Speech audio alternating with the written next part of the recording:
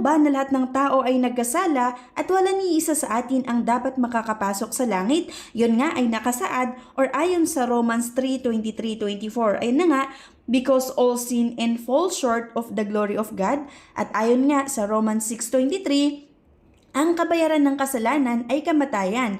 For the wages of sin is death, but the free gift of God is eternal life in Christ Jesus our Lord. So ibig sabihin lang nito mga beshes, dahil lahat ng tao ay makasalanan at walang ni isa sa atin ang karapat-dapat na makapasok sa kaharian ng langit.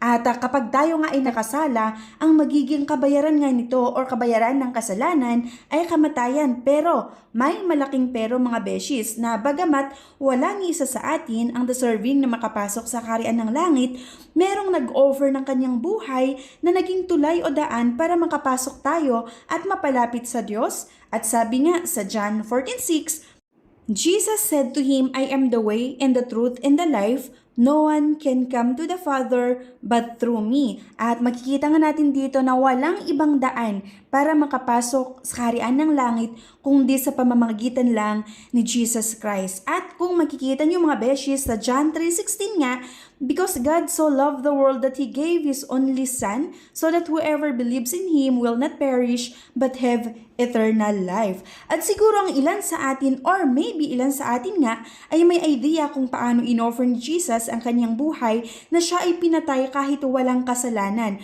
Pinahirapan siya at pinatoko sa cross ng Kalbaryo at sa pangatlong araw nga siya ay muling nabuhay. So makita natin dito mga beshes na isang perpekto na ay binigay niya ang kanyang buhay para sa ating kasalanan. Ngunit bagamat pinako ito sa cross, bagamat siya ay namatay at pinako nga sa krus ng Kalbaryo, sa pangatlong araw alam na natin lahat or marami ang nakakalam sa atin na siya ay muling nabuhay.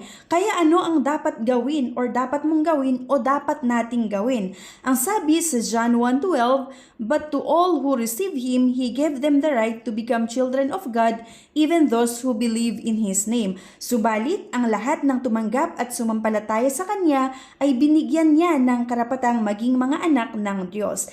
At Jesus answered and said to him, Verily, verily, I say unto thee, except a man be born again, he shall not see the kingdom of God. At sabi nga nito sa John 3:3. At kung mababasa natin sa Hebrews 9:22, and according to the law, I can almost say that all things are cleansed by blood, and except that by the shedding of blood there is no forgiveness. And as said, verily I say unto you, except ye be converted and become as little children, ye shall be by no means enter into the kingdom of heaven.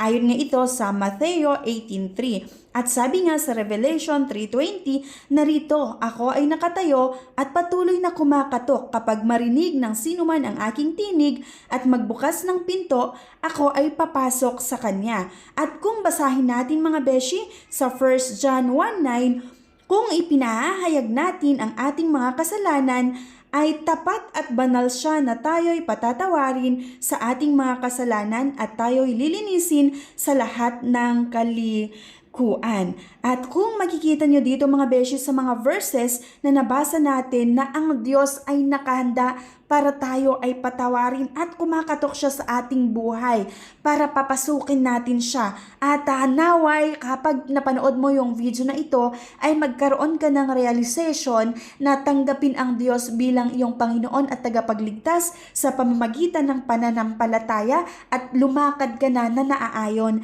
sa Kanyang salita. At sabi nga sa 1 John 1:9, kung ipinahahayag natin ang ating mga kasalanan, ay tapat at banal siya na tayo'y patatawarin sa ating mga kasalanan at tayo'y lilinisin sa lahat ng kalikuan. Ibig sabihin, kung ikaw talaga ay tapat at gusto mong magbago, gusto mong mapatawad ng Diyos ang iyong buhay, ay humingi lang tayo ng kapatawaran sa Kanya. At kapag nakahingi ka nga at pinatawad ka na nga ng ating Panginoon ng inyong mga kasalanan, ay talikuran mo kung ano yung mga hindi magandang ginagawa mo at magsimulang lumakad sa tama.